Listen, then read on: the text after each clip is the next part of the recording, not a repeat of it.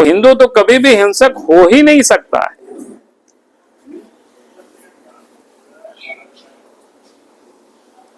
क्योंकि आप सब लोग कहीं जाते होंगे, छोटे छोटे जब कोई हिंदू कार्यक्रम कहीं भी होता है, यज्ञ होता है या कहीं भी कोई धार्मिक अनुष्ठान होता है, वहां जाइए, वहां नारा क्या लगता है?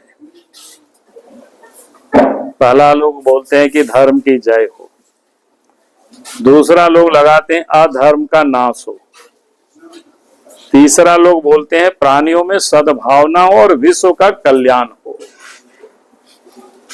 जो हमारे मनीषियों ने, हमारे ऋषियों ने ये जो उद्घोष किया है, वसुधैव कुटुंबकम,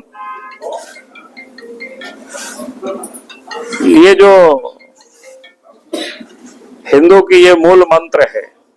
इसलिए आप जहां कहीं भी कोई हिंदुओं का धार्मिक अनुष्ठान होता है, भले उसका अर्थ कितने जानते हैं या पता नहीं, लेकिन आप देखेंगे कि नारा यही लगता है।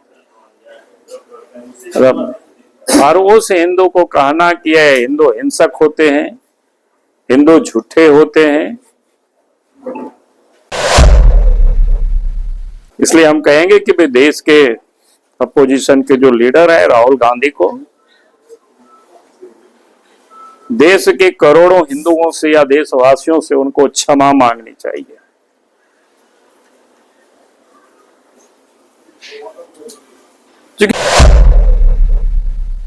आज तो सब कुछ हम सब लोग टेलीविजन में देख लेते हैं। कल लोकसभा का सीधा प्रसारण आप सब लोगों ने देखा होगा। इस प्रकार से इस देश के अपोजिशन के लीडर श्री राहुल गांधी जी ने जो कल वक्तव्य दे रहे थे,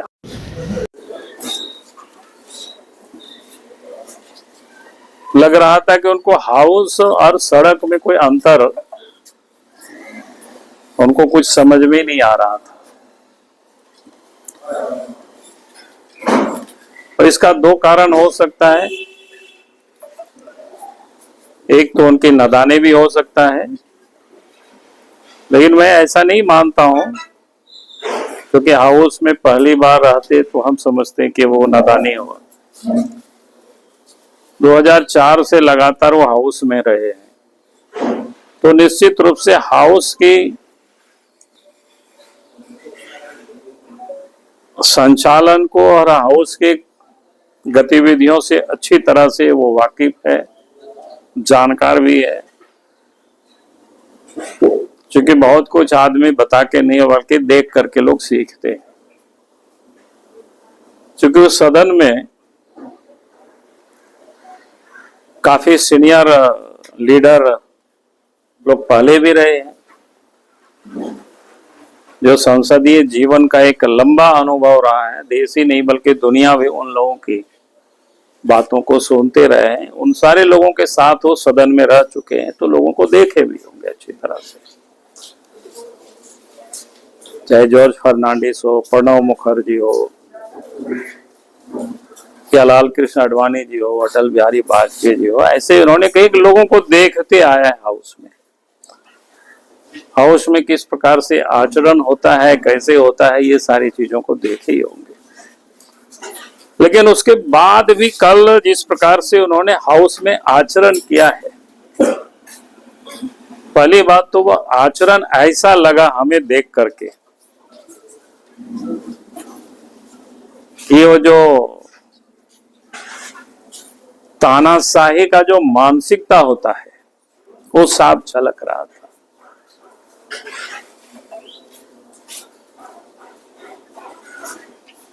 यानी वो यानी ऐसा लग रहा था कि उनको कि देश के प्रधानमंत्री नरेंद्र मोदी जी तीसरे दफा लगातार उन्होंने दो कार्यकाल को पूरा करके और उन्हें प्रधानमंत्री का ओथ लिया, लिखता है उसको पचा नहीं पा रहे। इस कारण से वो दर्द साफ कल झलक रहा था। और इसलिए आप सबने देखा होगा कल लोकसभा के अध्यक्ष की ओर भी पीठ करके, जैसा लगता है ना सड़क में लोग भाषण देते हैं कभी इधर कभी उधर, तो ये साफ दिखता था। ये उनकी जो तानाशाही जो प्रवृत्ति लोगों की होती है वो साफ कल सदन में दिख रहा था। और इसके बाद सदन में भी उन्होंने कई एक ऐसे झूठे बातों को उन्होंने रखने की कोशिश की। हालांकि सदन में मंत्रीगण ने उठ करके वहीं पर लोगों ने प्रत्युत्तर भी दिया। तो ये लग रहा था कि भाई इस देश के अपोजिशन के लीडर को तो हर बात की जानकारी होनी चाहिए थी, क्योंकि संवैधानिक पद पर बैठे हुए व्यक्ति तो संबंधित विभाग से भी लोगों से वो जानकारी वो ले सकता था। पूरी दुनिया ने उसको देखा है।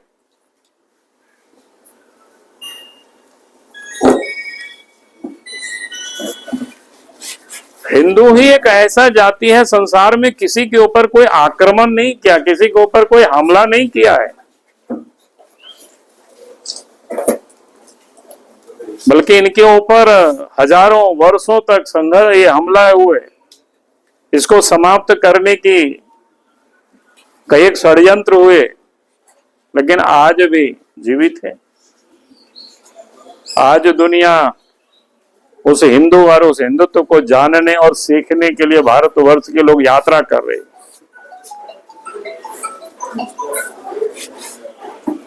और ये कांग्रेस पार्टी का मैं समझ सकता हूं, क्योंकि कांग्रेस पार्टी ने कभी भी भारत की जो विरासत है उसको दुनिया के सामने उन्होंने कभी भी लाने का काम नहीं किया, दिखाने का काम नहीं किया। मानो उनको ऐसा लग रहा था कि भारतवर्ष 1947 में ही बना है। ऐसा नहीं है। भारत की विरासत आज से नहीं, हजारों लाखों वर्ष पुरानी है। आज उस पर रिसर्च हो रहा है कि भाई कब से यहाँ वेद कब ऋचा उसकी लिखी गई। अब यहाँ रिसर्च हो रहा है कि भाई राम के जन्म काल कब रहा है।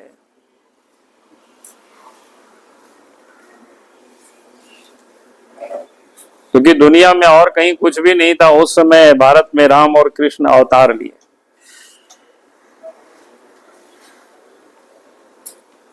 शंकर की वो सारे सरस्वती की आज पूरे दुनिया उसको रिसर्च कर रहा है। और देश के प्रधानमंत्री नरेंद्र मोदी जी ने उन विरासतों को दुनिया के सामने लाने का काम किया कि हम कोई नए नहीं है, भारत पुरातन है और नूतन भी है।